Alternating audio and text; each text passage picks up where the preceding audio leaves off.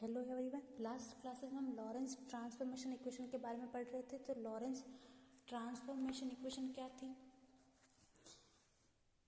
देखो, Lorentz transformation equation में हमने क्या माना था कि जो हमारे दो फ्रेम ऑफ रेफरेंस थे, मान लेते वो एस और एस डैश थे। फिर जो S frame of reference, S dash जो फ्रेम ऑफ रेफरेंस था वो एस फ्रेम ऑफ रेफरेंस के रेस्पेक्ट में कांस्टेंट वेलोसिटी v से मूव कर रहा था। ये जो एस था वो स्टेशनरी स्टेट में था और ये मूविंग कंडीशन में था एस डैश। फिर हमने इसमें यहाँ पर एक लाइट सोर्स कंसिडर किया था। फिर इस एस फ्रेम ऑफ रेफरेंस से और S dash frame of reference से इस पी पॉइंट पे डिस्टेंस निकाला था कि कितना टाइम लगेगा इस लाइट को यहाँ से यहाँ तक ट्रैवल करने में, यहाँ से यहाँ तक जाने में। तो फिर हमने इक्वेशन डेराइव की थी x square minus c square t square is equal to x dash square minus c square t dash square.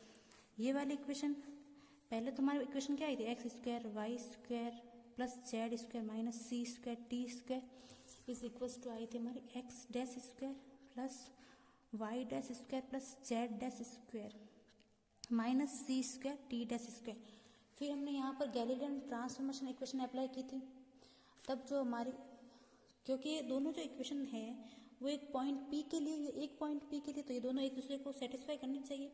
तो यहाँ पर हम गैलीलियन ट्रांसफॉर्मेशन इक्वेशन को अप्लाई करते थे किया था, तब हमारी जो दोनों इक्वेशन थी वो इक्वल नहीं आई थी। यहाँ पर जो टर्म रही थी वो x square minus c square t square is equal to x dash square minus c square t dash square, ये वाली टर्म बनी थी। फिर हमने इसमें जब लॉरेंज ने इस इक्वेशन में ट्रांसफॉर्मेशन किया था, यहाँ जो गैलीलियन ट्रांसफॉर्मेशन इक्वेशन थी x is equals to x dash is equals to x minus v t. तो लॉरेंज ने इस इक्वेशन में क्या मॉडिफिकेशन किया, इसको गामा से मल्टीप्लाई किया था। तो फिर हमने इस गामा की वैल्यू फाइंड की थी, वो क्या थी 1/1 minus v square upon c square. यहाँ तक हमने देख लिया था। अब जो हमारा नेक्स्ट टॉपिक है वो है एडिशन ऑफ वेलोसिटीज, वेगों का संयोजन। यानी कि मान लेते हैं कि इसके लिए दो जो फ्रेम ऑफ रेफरेंस है हमारे एस तथा एस डैश है, तथा जो एस डैश जो फ्रेम ऑफ रेफरेंस था वो एस फ्रेम ऑफ रेफरेंस के रेस्पेक्ट में कांस्टेंट वेलोसिटी v से मूव कर रहा है। ये अभी हमने देखा वही है, यहाँ पे एस डैश और एस, ये इसकी जो वेलोसिटी है वो कांस्टेंट वेलोसिटी है v। अब यहाँ पर देखो, एस फ्रेम ऑफ रेफरेंस से अगर किसी यहाँ पर कोई पॉइंट है, अगर इसके लिए अगर वेलोसिटी देखे x S frame of reference से जो स्टेशनरी स्टेट में है, तो क्या हो जाएगी यू एक्स यू वाई और यू जेड। और यहाँ पर इसके एस डैश के लिए जो कंपोनेंट मान ले वेलोसिटी के, वो क्या हो जाएंगे u x dash u y dash और यू जेड डैश। ये जो हमारे वेलोसिटी के कंपोनेंट आ गए। अब एडिशन ऑफ वेलोसिटीज में क्या देखना है कि जो यू एक्स और यू एक्स डैश के दोनों किस तरीके से रिलेटेड है, इन सबको आपस में इनका जो इक्वेशन देखने की यू एक्स और यू एक्स डैश में क्या रिलेशन है वो वाला। तो यहाँ पे एस में वेग के घटक क्या हो जाएंगे यू एक्स यू वाई और u z, component of velocity in s frame of reference और component of velocities in s dash frame of reference.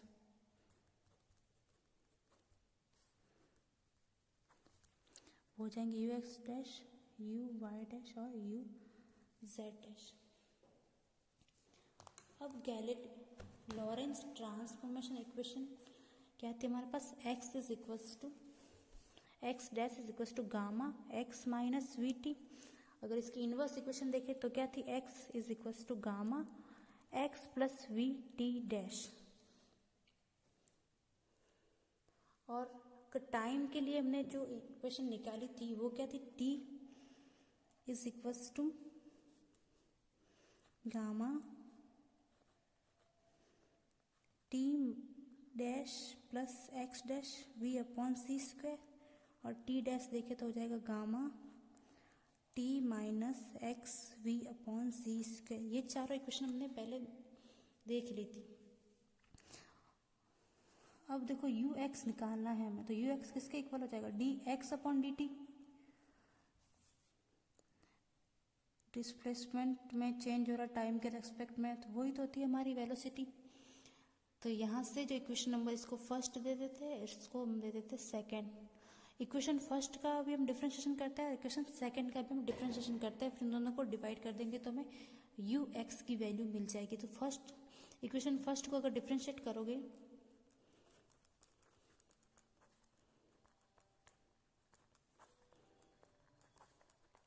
हमें क्या मिलेगा, d x is equal to क्या मिलेगा, गामा डी के यहाँ पे डैश है, d x dash plus v d t dash.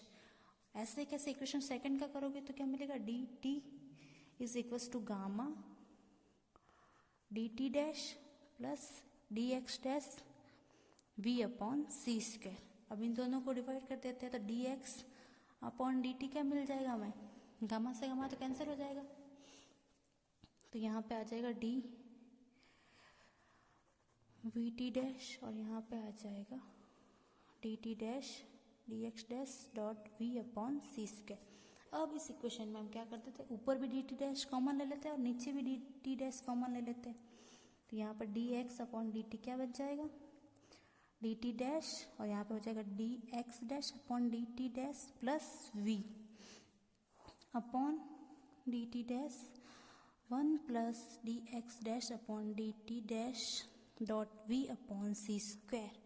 D t dash से d t dash cancel out हो जाएगा, तो यहाँ पे ये किसके इक्वल है, यू एक्स के, तो u x is equal to हो जाएगा u x dash plus v upon 1 plus ये भी वापस यू एक्स डैश हो जाएगा और यहाँ पे डॉट में आएगा वी अपॉन सी स्क्वायर। बस यही थी हमारी वेलोसिटी यू एक्स। अगर एक्स कंपोनेंट की बात करें, वेलोसिटी के एक्स कंपोनेंट की बात करें तो ये यू एक्स और यू एक्स डैश दोनों में रिलेशन आ गया ना। ऐसे कैसे यू एक्स डैश की इक्वेशन क्या बनेगी, देखो यू एक्स डैश क्या आ जाएगा, u x minus v upon 1 minus u x dash v upon c square. इसको हम निकाल भी सकते हैं, इस इक्वेशन का इस इक्वेशन को डिफ्रेंशिएट कर दो और इसको भी डिफ्रेंशिएट कर दो और फिर दोनों को अपॉन में कर दो तो ये वाली वैल्यू में मिल जाएगी। अब ऐसे कैसे हम y कंपोनेंट के लिए वेलोसिटी का y कंपोनेंट फाइंड करते हैं, तो y dash is equal to क्या था, y और हमें t के भी हमने देखा था क्या था, gamma t dash plus x dash v upon c square.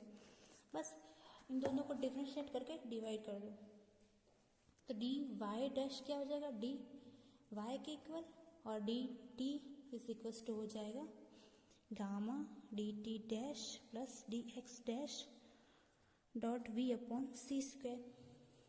दोनों डी वाई डैश और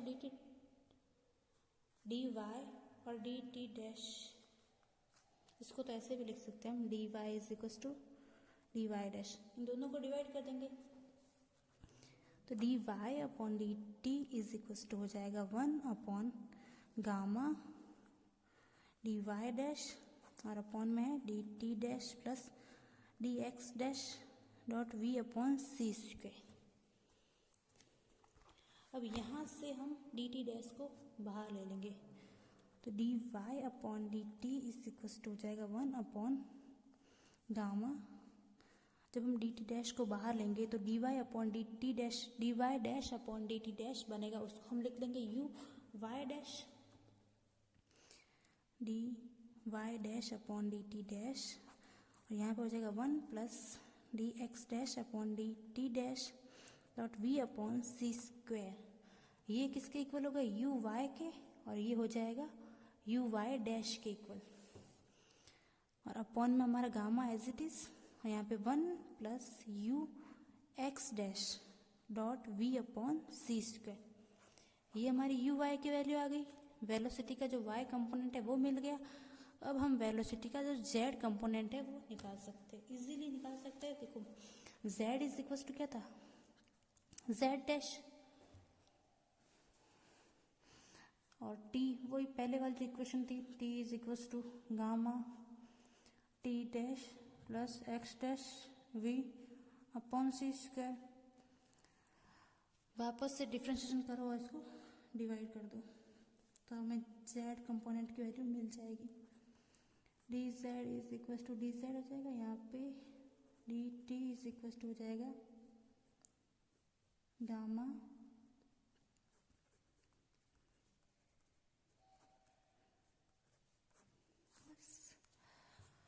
जब इसको डिवाइड करेंगे तो हमें मिलेगा u z is equal to u z dash upon gamma 1 plus u x dash dot v upon c square. ये हमें वेलोसिटी के तीनों कंपोनेंट मिल गए, तीनों कंपोनेंट मिल गए हमें। इसी तरीके से हम यू वाई डैश निकालना है, अगर यू वाई डैश अगर निकालना है तो क्या हो जाएगा, u y dash is equal to हो जाएगा u y upon gamma 1 minus u x upon ये वाली, और ऐसे कैसे जेड का भी निकाल सकते हैं। यही था हमारा एडिशन ऑफ वेलोसिटीज। नेक्स्ट जो टॉपिक है वो है हमारा टाइम डिलेशन, काल वृद्धि। टाइम डिलेशन, देखो टाइम डिलेशन क्या होता है कि जैसे टाइम का जो मेजरमेंट होता है वो आपेक्ष रिलेटिव होता है, मतलब एक फ्रेम ऑफ रेफरेंस में टाइम का जो मेजरमेंट है दूसरे फ्रेम ऑफ रेफरेंस में जो टाइम का मेजरमेंट है वो डिफरेंट होगा, यानी जो टाइम का जो मेजरमेंट होगा वो फ्रेम ऑफ रेफरेंस पे डिपेंड करेगा। जैसे कि हमारे दो फ्रेम ऑफ रेफरेंस है,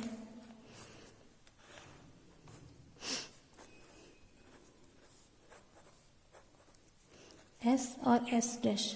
अगर यहाँ पर कोई ऑब्जर्वर है और यहाँ पर कोई ऑब्जर्वर है, मान लेते कि दो कोई घटना है, जो इवेंट है वो यहाँ पर परफेक्ट टाइम इंटरवल पे हो रही है, तो यहाँ से जो एस फ्रेम ऑफ रेफरेंस में जो ऑब्जर्वर बैठा है वो जो इस घटना को देखेगा, जो टाइम मेजर करेगा वो अलग होगा, और जो एस डैश में जो ऑब्जर्वर बैठा है वो टाइम को मेजर करेगा वो अलग होगा। एस डैश आपकी जो फ्रेम ऑफ रेफरेंस है वो मूव कर रही है कांस्टेंट वेलोसिटी v से, तो ये दोनों फ्रेम ऑफ रेफरेंस है उनमें जो ऑब्जर्वर बैठे हैं वो अलग अलग टाइम बताएंगे। जो एस डैश जो मूविंग जो फ्रेम ऑफ रेफरेंस में जो ऑब्जर्वर है वो स्टेशनरी फ्रेम ऑफ रेफरेंस में जो ऑब्जर्वर बैठा है उससे ज़्यादा टाइम मेजर करेगा। ठीक है, तो यही जो होता है टाइम का डिफरेंस वही हमारा क्या होता है, टाइम डिलेशन। ये जो टाइम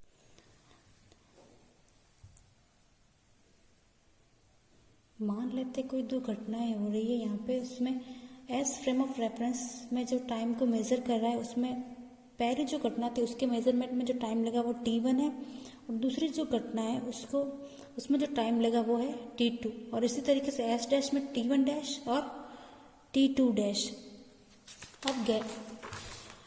अब लॉरेंज ट्रांसफॉर्मेशन इक्वेशन से जो t डैश की जो वैल्यू थी वो थी gamma t minus x v upon c square, तो t2 डैश की क्या हो जाएगी, gamma t2 minus x v upon c square, और t1 डैश की जो वैल्यू हो जाएगी वो हो जाएगी gamma t1 minus x v upon c square.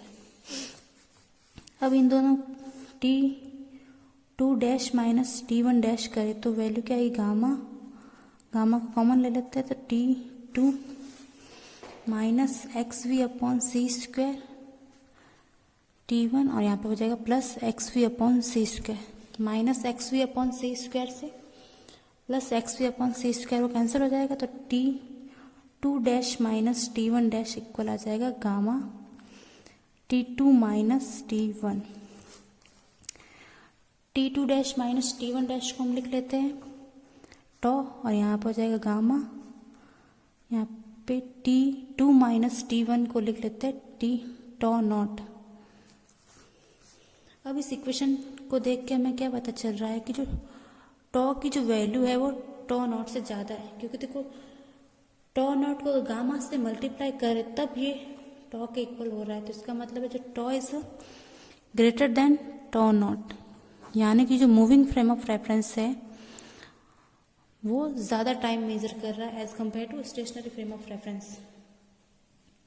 यही होता है हमारा टाइम डिलेशन।